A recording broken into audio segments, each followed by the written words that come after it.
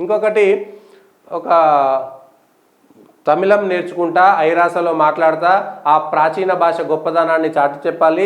రాజకీయాల వల్లే ఆ భాష విస్తరించలేదు.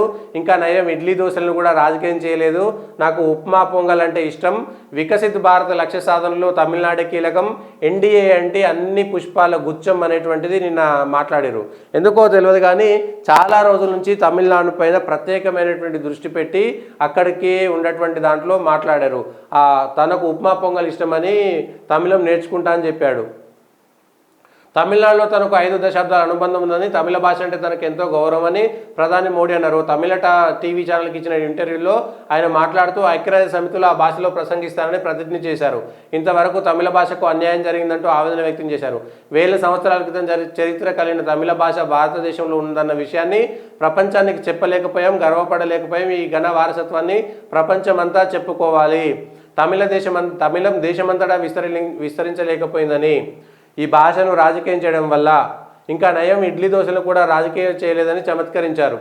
ఒకవేళ ఇడ్లీ దోశలు తనకు కూడా రాజకీయం చేసి ఉంటే అవి తమిళనాడుకే పరిమితమై ఉండేదని, ఇప్పుడు అన్ని చోట్ల ఎప్పుడంటే అప్పుడు దొరుకుతున్నాయని, తమిళ భాష అంతా విస్తరించాలనేటువంటిది కూడా ఉన్నది. ఉప్మా పొంగల్ అనేటువంటి విషయాలను కూడా మాట్లాడారు. చాలా స్పష్టంగా ఏ సందర్భంలో ఏం మాట్లాడాలి, నేను కచ్చా తీవుకు సంబంధించినటువంటి ఒక విషయాన్ని తీసుకొచ్చారు. ఇవాళ తమిళనాడుకు సంబంధించినటువంటి భాష విషయంలో అయితే తమిళనాడు ఇదే అన్నామలైకి సంబంధించినటువంటి ప్రాపగండ, అన్నామలై చేస్తున్నటువంటి ప్రచారం.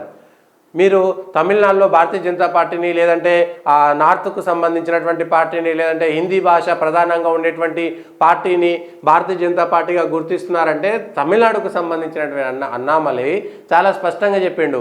తమిళనాడు అంటే రాజకీయం కోసం కుచించుకుపోయినటువంటి ఒక 30 జిల్లాలకు సంబంధించినటువంటి తమిళనాడు నా తమిళనాడు కాదు. నా తమిళనాడు అంటే రాజరాజ చోళుల కాలం నుండి వియత్నాం, కాంబోడియా, మలేషియా దాకా పరిపాలించినటువంటి రాజులు ఎవరైతే ఉన్నారో అంత దూరం తమిళ భాష ఉంటే, తమిళ భాషను కేవలం తమిళనాడుకు మాత్రమే కుదించి మిగిలిన చోట్ల తమిళం లేకుండా చేసినటువంటి దాన్ని ఏ విధంగా చూడాలి అని ఒక మాట మాట్లాడడంతో ఇవాళ తమిళనాడులో ఏం మాట్లాడాలో అర్థం కానటువంటి పరిస్థితి. అంటే తమిళనాడు అంటే కేవలం తమిళనాడుకే పరిమితం చేస్తారా తమిళంని? తమిళనాడు అవతల ఉండేటువంటి తమిళులకు స్వేచ్ఛ ఉండకూడదా? ఒక భాషను ఒక రాష్ట్రానికి ముడిపెట్టడం వల్ల దాని స్వేచ్ఛను కోల్పోయింది అనేటువంటి దానిపైన, అంటే ఇప్పుడు తమిళాన్ని బాగా ప్రేమించేటటువంటి వాళ్ళు కూడా ఆ మాటను ఒప్పుకోవాల్సినటువంటి పరిస్థితి.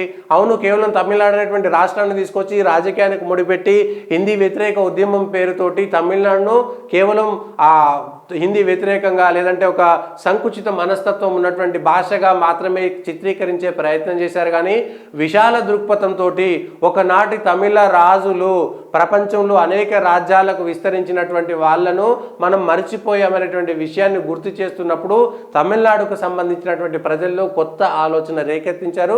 దాన్ని వాళ్ళ ప్రధానమంత్రి నరేంద్ర మోడీ కూడా తమిళనాడుకు సంబంధించినటువంటి అంశాన్ని చాలా క్లియర్గా చెప్పేసుకున్నారు. దానికి సంబంధించినటువంటి అంశాలపైన కూడా నరేంద్ర మోడీ ఎప్పుడు ఏం మాట్లాడాలి అనేటువంటి విషయాల్లో, ఎప్పుడు ఏం మాట్లాడాలనేటువంటి అంశాలలో దాన్ని తనకు అనుకూలంగా మలుచుకునేటువంటి విషయాల్లో నరేంద్ర మోడీ చాలా చాకచక్యంగా వ్యవహరిస్తారు. తన టీం కూడా అంతే చాకచక్యంగా వ్యవహరిస్తారు. ఆ చాకచక్యతనే ఇవాళ ఉపయోగపడుతుంది అనేటువంటి విషయం మనకు అర్థమవుతున్నది.